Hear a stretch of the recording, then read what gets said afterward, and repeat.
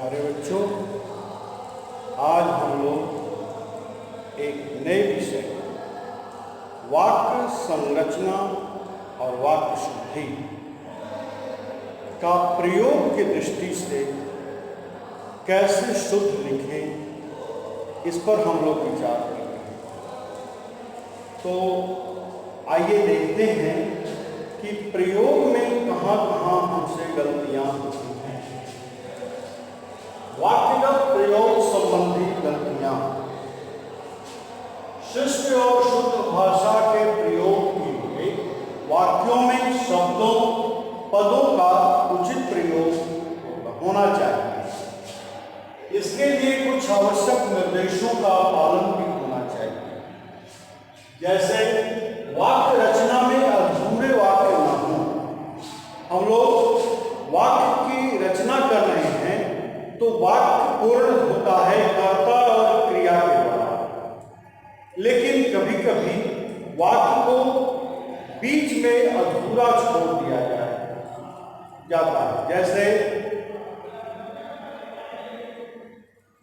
उसने फल, तो इसमें कर्ता और कर्म है। कहीं कहीं कोई वाक्य मिश्र वाक्य में होता है या संयुक्त वाक्य में होता है। उसने कहा, तो ये वाक्य पूरा नहीं हुआ। उसने कहा, उसके बाद जो आश्रित वाक्य है वह भी हमें लिखना होगा। उसने कहा कि वह घर जाएगा, या दूसरा वाक्य भी बनाया जा सकता है। तो कर्ता क्रिया तो जरूरी है सरल वाक्य में, लेकिन संयुक्त वाक्य में या मिश्र वाक्य में प्रायः अधूरे वाक्य हो जाएंगे यदि आश्रित वाक्य का हम प्रयोग नहीं करेंगे तब। फिर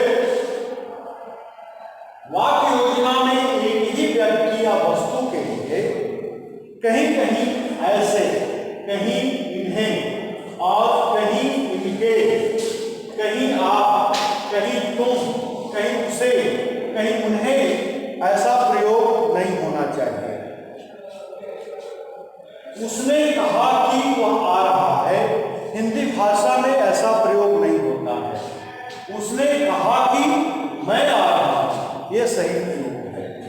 प्रत्येक कोई किसी तथा बावजूद के बाद हिंदी भाषा में ही का प्रयोग नहीं होता है। आपके द्वारा या कलम दी गई किसी व्यक्ति के साथ द्वारा का प्रयोग, लेकिन वस्तु के साथ से का प्रयोग होता है, या सरकंडे से कलम बनाई गई, इस तरह का प्रयोग होता है। टेबल पर किताब है, सामान्य ऊंचाई के लिए पर का प्रयोग, लेकिन विशेष ऊंचाई के लिए ऊपर का प्रयोग हम लोग करते हैं। पर्वत के ऊपर मंदिर है, तो यहाँ ऊपर विशेष ऊंचाई के अर्थ में प्रयोग हुआ। मेरे जाने के बाद वो आया, ये समय का अंतर बताता है बाद, लेकिन पीछे स्थान का अंतर बताता है। विद्यालय पीछे छूट गया। व्यक्तिवाचक संज्ञा की क्रिया उसी के लिंग के और वचन के अनुसार होती है। जैसे गया संस्कृति का केंद्र है, गया यहाँ पुल्लिंग है, इसलिए इसकी क्रिया पुल्लिंग और एक वचन की होगी। तो आइए अब हम आगे देखते हैं शब्दों में अशुद्धियों संबंधी क्या गलतियां होती हैं, इस पर हम लोग विचार करते हैं। देखिए,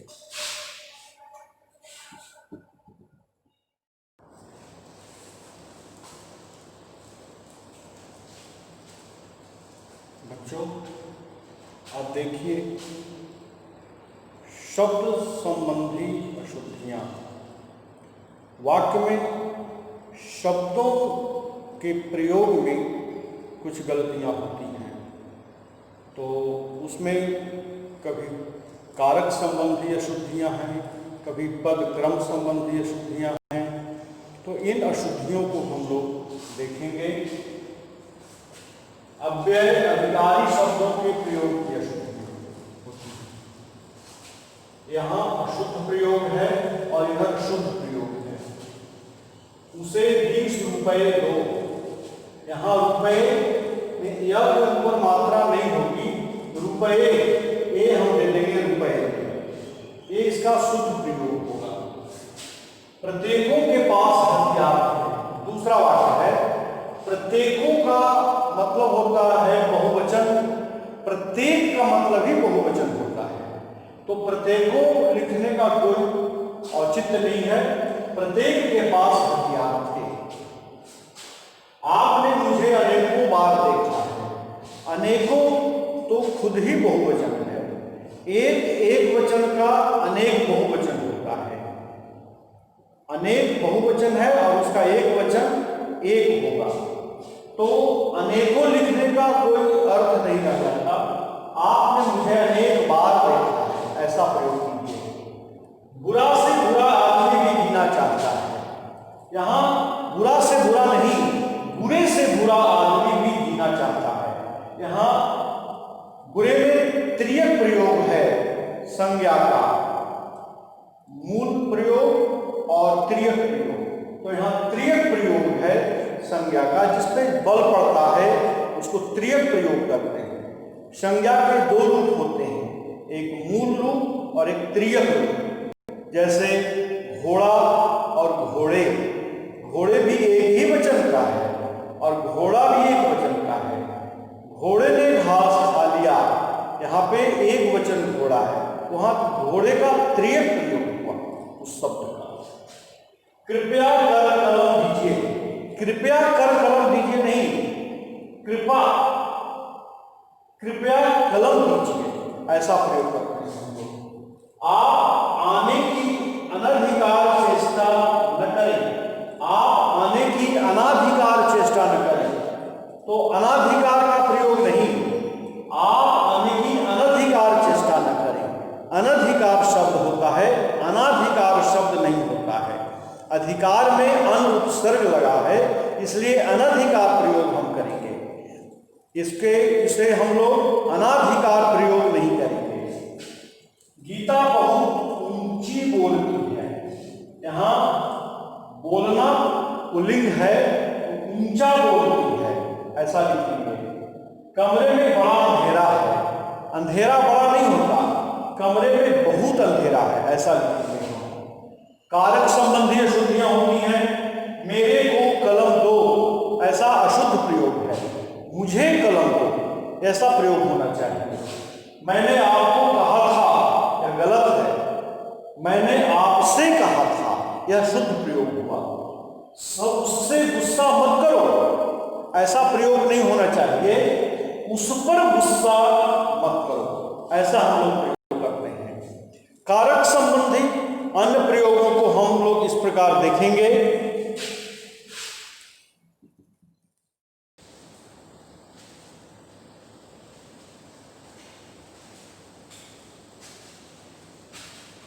अशुद्ध प्रयोग, वह छत में सो रहा है, ऐसा नहीं होना चाहिए।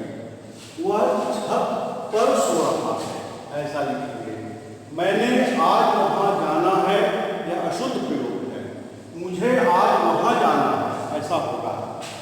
पद कबीर रचित सुनाओ, यह गलत प्रयोग है। कबीर रचित पद सुनाओ, ऐसा प्रयोग होगा।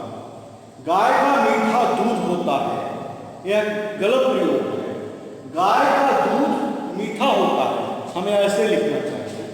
सबको काट कर आम खिला दो, यह पद क्रम संबंधी अशुद्धियां हैं। आम काट कर सबको खिलाओ, ऐसा प्रयोग होना चाहिए। भगत सिंह को देश याद रखेगा, ऐसा लिखना गलत होगा। हिंदी भाषा में लिखेंगे देश भगत सिंह को याद रखेगा। आप मुझे बुलाए हैं, यह गलत प्रयोग है। लिखेंगे आपने मुझे बुलाया है। अब भोजन कर लिया जाए, यह लिखना गलत है या बोलना गलत है। अब भोजन किया जाए, ऐसा लिखेंगे। आपका भवदीय, पत्र लिखते हैं तो नीचे में देते हैं आपका भवदीय, यह गलत प्रयोग है। चाहे आपका लिखेंगे या भवदीय, दोनों में से कोई एक ही लिखना चाहिए। आपको सादर सहित नमस्कार है, सादर सहित नमस्कार नहीं, या तो सादर नमस्कार है या फिर आदर सहित नमस्कार है, ऐसा प्रयोग होगा। वह रविवार के दिन भर जाएगा, रविवार के दिन भर जाएगा यह गलत प्रयोग है। वार का मतलब दिन होता है, इसलिए 2 बार दिन पुनरुक्ति संबंधी दोष होगा। वह रविवार को घर जाएगा या रविवार को घर जाता है, ऐसा लिखेंगे।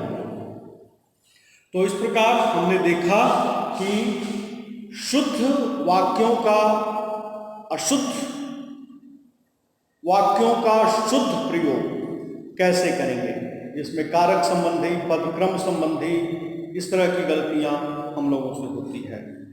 तो ठीक है बच्चों, अब इस विषय के साथ यह क्लास यहीं खत्म होता है। धन्यवाद।